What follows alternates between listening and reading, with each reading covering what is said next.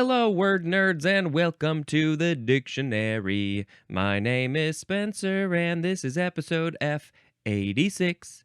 Boop boop boop boop. All right, let's just jump right into it. I got things to do. The first word in this episode is filet mignon. Oh, you say it so fancy Frenchy. Filet mignon. Is there another pronunciation? What's the difference there? Can't really tell. I guess you don't emphasize the f as much. Filet. Filet mignon. It is two words. First word, F-I-L-E-T. Second word, M-I-G-N-O-N. N-O-N. It's obviously very French. This is a noun from 1835. It is a thick slice of beef cut from the narrow end of a beef tenderloin. I think, is the beef tenderloin like a long, blah, blah, blah, blah, long thing of meat? Beef specifically, and from the skinnier side, you go bloop, bloop, bloop, bloop, bloop, you cut, bloop, bloop, bloop, that's the sound of the knife. And it's a filet mignon. What's the etymology? I'm sure there's something interesting. Okay. It's French, literally means dainty fillet, and this fillet is spelled with two L's, which is in the next episode, so we'll talk more about that then. A dainty fillet, because it's from the small end of the beef tenderloin. Dainty mignon is dainty, I guess?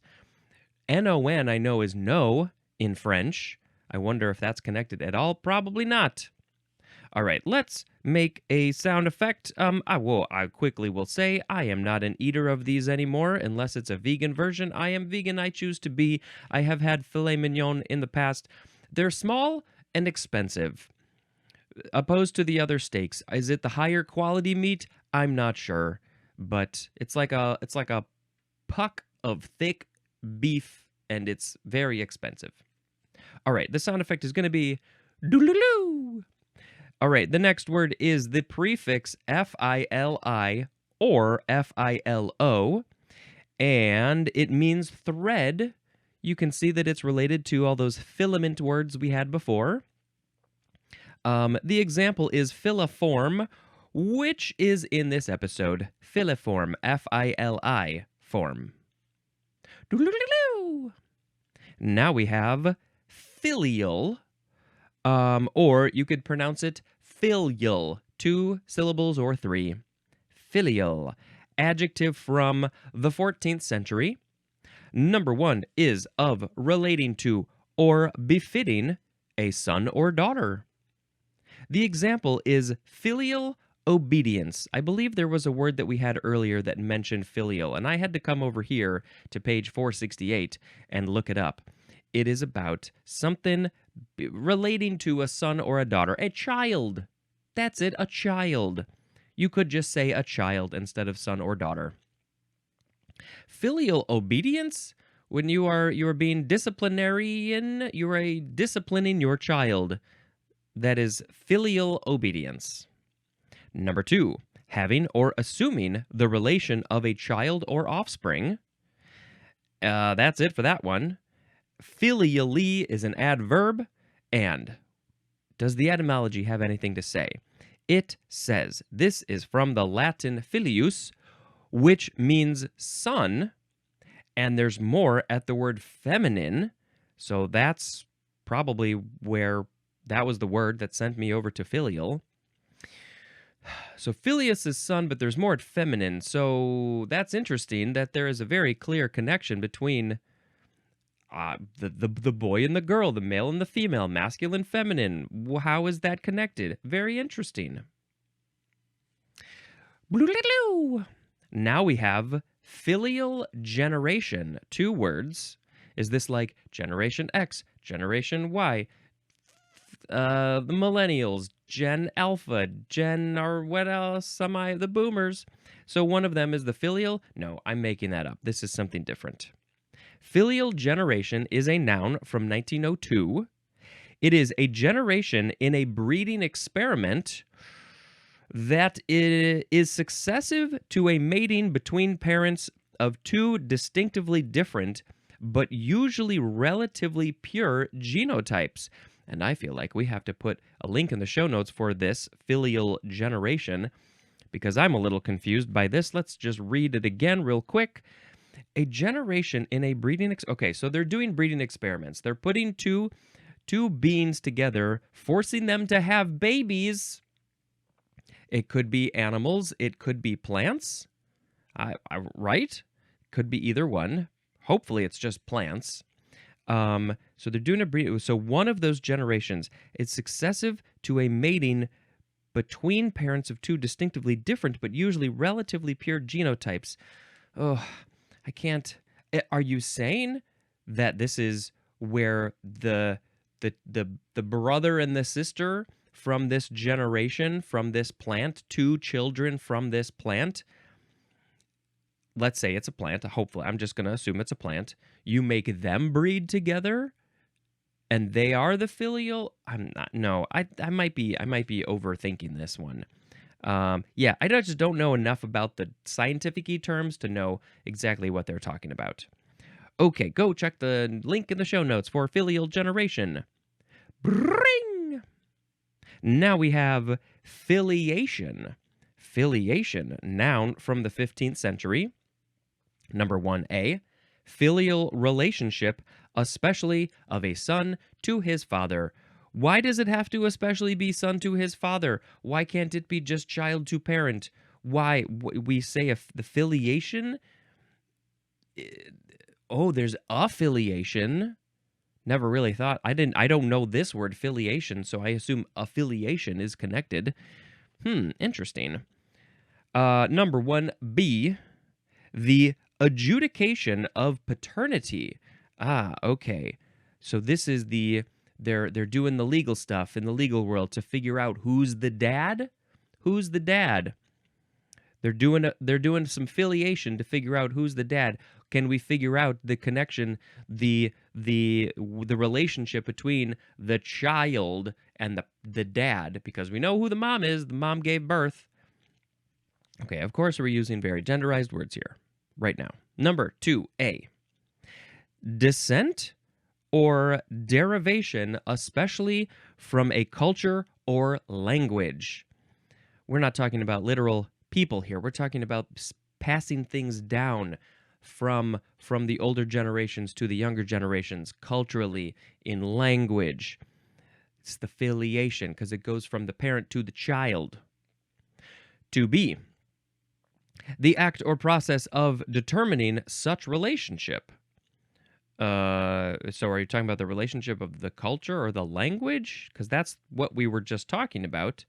Descent or derivation, especially from a culture or language, and then the act or process of determining such relationship. Okay, yeah, it's all filiation. There's no etymology because it's from filial and all that stuff. So now we gotta go. Now we have filibuster. Oh, I'm not so smart with this, so we'll get some information. I know only a little bit. This is the first form. It is a noun from 1851. Number 1, an irregular military adventurer. I have not heard of this one. But specifically, an American engaged in fomenting insurrections in Latin America in the mid-19th century. So that's where this came from? Fomenting. I am not familiar with that word. I guess we'll come up to it later this year. An irregular military adventurer. There's a lot going on with that phrase. They are an adventurer, but they're in the military, and they're irregular? So it came from, I'm assuming, there is some etymology, but it seems like it came from this specific situation of an American fomenting insurrections in Latin America. They were doing something with the insurrections in Latin America in the mid-1800s, and that's why this is from 1851. All right, what else for filibuster? Number 2. 2A is the use of extreme dilatory tactics in an attempt to delay or prevent action, especially in a legislative assembly. They're doing some crazy stuff to stop people from working because they don't want those people to do that job, like approve a bill, say. So they're able to get up there and stop the proceedings. There's been so much talk about the filibuster in the last like 20 years, I feel like. Of course, there is a great example of a filibuster in Parks and Rec. If you know, you know. Should I put a link to that in the show notes? Okay, let's do that. I think, is there a couple examples? Maybe just one. Anyway, so it seems I can sort of see a connection of like this American military person trying to stop some stuff from happening. I think so. And then it became, let's use that in politics. 2B. An instance of this practice, it's just singular. That's the filibuster. Okay, so gotta look at the etymology. It's from the Spanish filibustero. Where's the emphasis? Filibustero? Maybe? Which literally means freebooter. I don't know why that's so funny. But when you think about it in terms of this American military person, they're freebooting it. They're not part of the military anymore. They're freebooting. They're independent. They're irregular. They're an adventurer. Filibuster. All right, this is great. I didn't know any of this history to this word, so I'm loving it. Okay, now, so that was the etymology for number 1, but the etymology for number 2 is the second form, the second form of filibuster, which is the verb, also from 1851. We are starting with intransitive. Number 1, to carry out insurrectionist activities in a foreign country. So you're going to another country and you are causing a scuffle. Let's just say that. Is that a simple way to say insurrection? I mean, insurrection is way bigger than a scuffle, but you get the idea. Causing some problems in a different country. Number 2, to engage in a filibuster. Standing in front of the people, talking, just doing some stuff to stop all the political stuff from happening. Transitive is to subject to a filibuster. I'm going to subject you to my filibuster by standing here forever. You better drink some water. Let's see. Filibusterer is a noun. So, I mean, you'd think that buster, like they're busting up the situation. They're busting it. They're dust busting it. But it's not from that. It's from freebooter. Fascinating. Okay, I think that's good for that. Yeah, I don't know. It's a funny political thing that has been put in place, and there are certain things that they can do, like if they get a certain amount of votes, they can stop the filibuster because they don't want because people are. Why so many people trying to do the filibuster these days? Because they don't like things. Like why can't they just sort of come together and come to compromise instead of like, no, we're just going to stop it dead in its tracks. No, let's work together. Can they get rid of the filibuster? Should they get rid of the filibuster? I don't know. Okay, next we have filicide. This is not going to be a fun topic to talk about, but let's do it. Noun from 1665.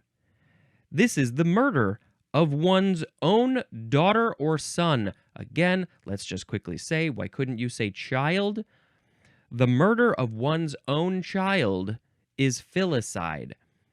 And it sucks that there has to even be a word for this because clearly this has happened, does happen, will happen, and it's crazy. I don't know. I can't support that. I guess, though, the one situation where I would be okay with it is if your child is suffering, has some sort of physical thing, a disease that is going to kill them and make them suffer for a long time, maybe not even a long time, just any amount of time. And they're like, death would be better. If I were a parent, I would not want my child to be suffering in any way. So, that makes some sense to me. But there's other situations, most of the rest of them, that I do not agree with. Yeah, it's from filius, which is son, or filia, which is daughter, plus the suffix side, the English suffix side, which is the murdering of that thing. Not cool. Boolululu. Now we have filiform. This is an adjective from 1757, and it is shaped like a filament. This was the example that we had before in the fili prefix. Shaped like a filament, skinny long thing, it's filiform. Boop-a-dip-a-dip-a-boo. Now we have filigree, first form F-I-L-I-G-R-E-E. Noun from 1693. Number 1, ornamental work, especially of fine wire of gold, silver, or copper, applied chiefly to gold and silver surfaces.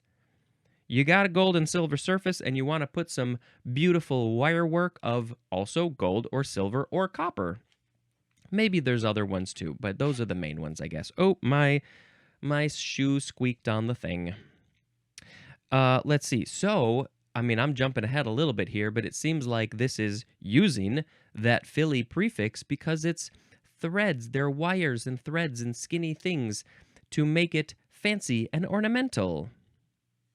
Number 2A, ornamental openwork of delicate or intricate design. I guess it's different from the first one because the first one was about metals. Metal on metal. Rah, rah, rah. But this one is just general ornamental open work. I don't know what open work is, though. There is a picture of this to a definition. It's a rectangle that has sort of a black base background, and then there's all this white ornamental stuff on it. That's the filigree.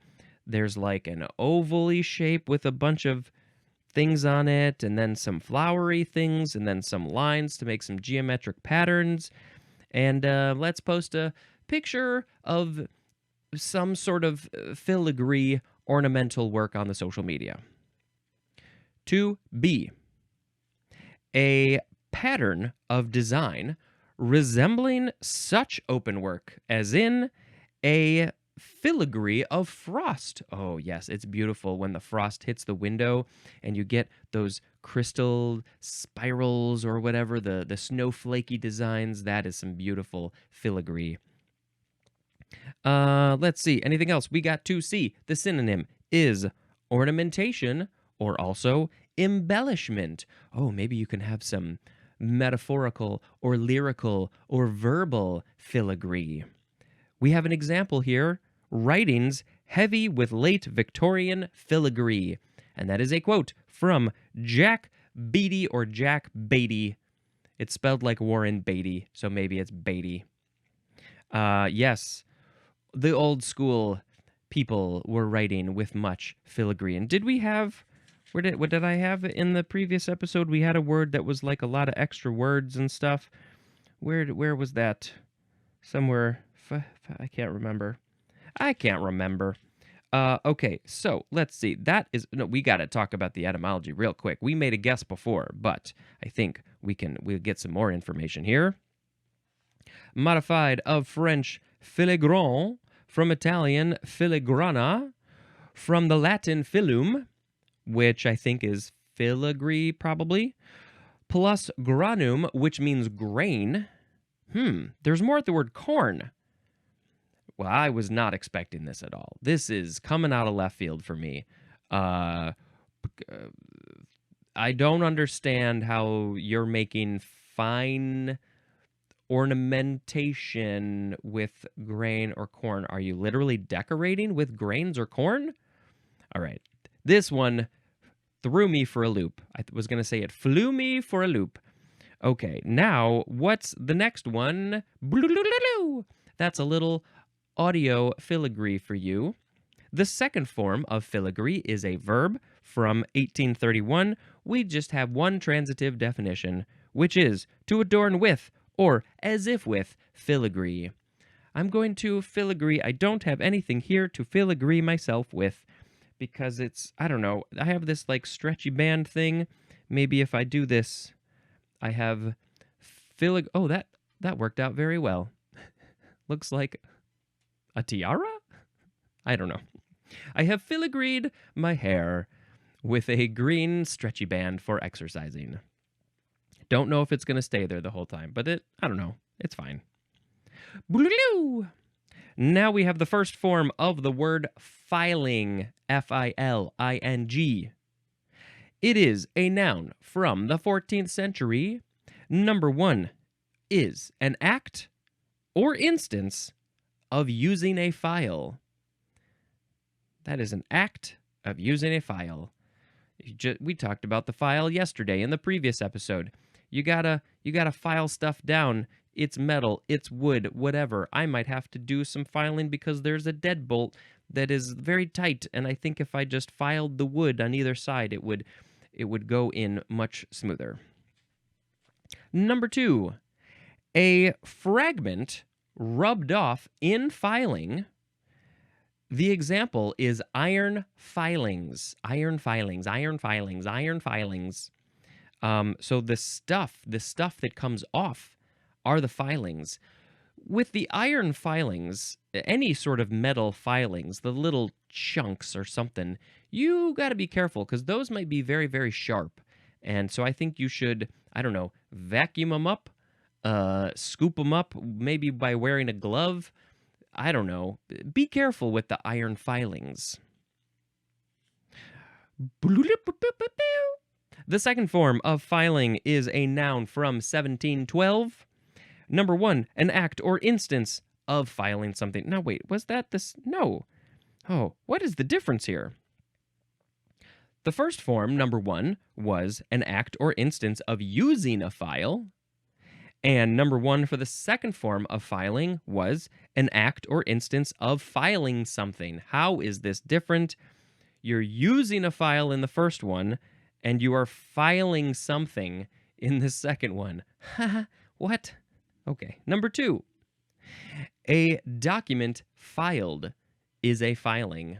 Because it's been filed, you can now call it a filing. It wasn't filed before, it was just a document, but now it's a filing. Okay.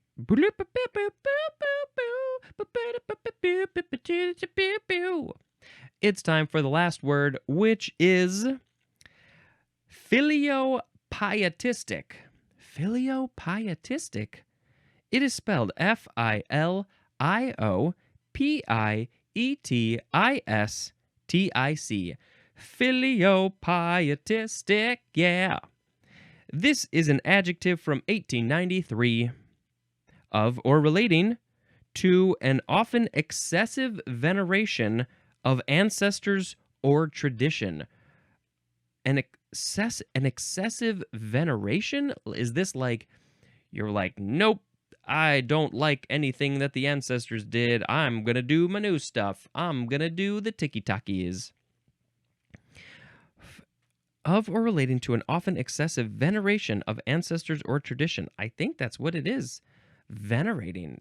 I think it's a bad thing or a negative thing. You're like, yeah, you ancestors, you forefathers, I don't appreciate what you did when you came to this landmass and murdered a bunch of people. That was a filiopietistic thing that you did. I don't really know if that's the right way to use it. Filiopietism is a noun. So I guess would I be doing the filiopietism because I am venerating, I don't like what the forefathers did? I guess. Well, it's from filial because I am the child of the ancestors, plus pietistic. And I guess pietistic is in the P's somewhere. And does it have to do with ancestors, probably?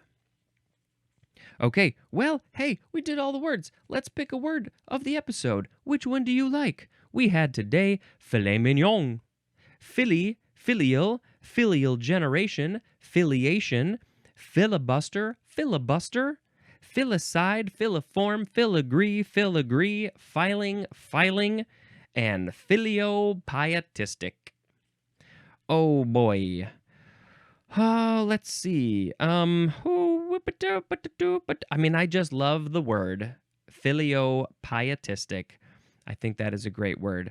I don't really have any strong feelings about the other ones. Definitely don't like filicide. I hate it when my parents kill me. Filigrees are cool and interesting, I guess, making something a little fancy and ornamental. Yeah, let's just pick filiopietistic because I love saying the word. I love saying filiopietistic. I love saying filiopietistic. Why don't you say it with me right now? Filiopietistic, yeah. All right, it's movie time. It's movie time here on the podcast of words.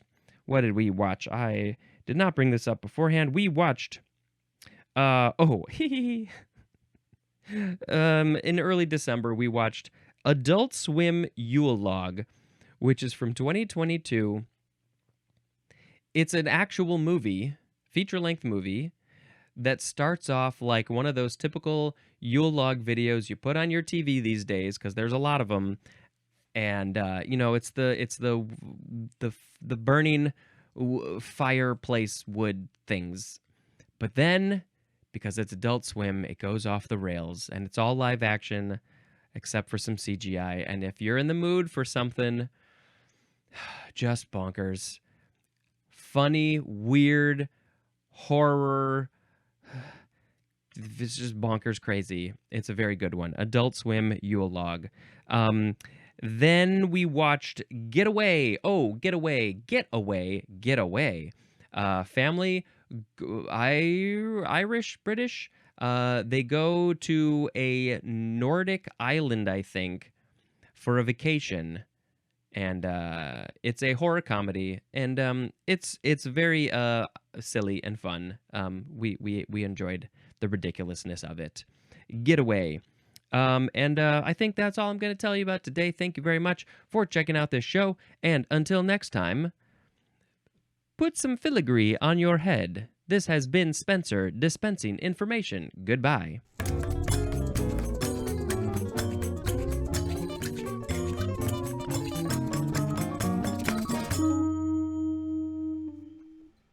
What?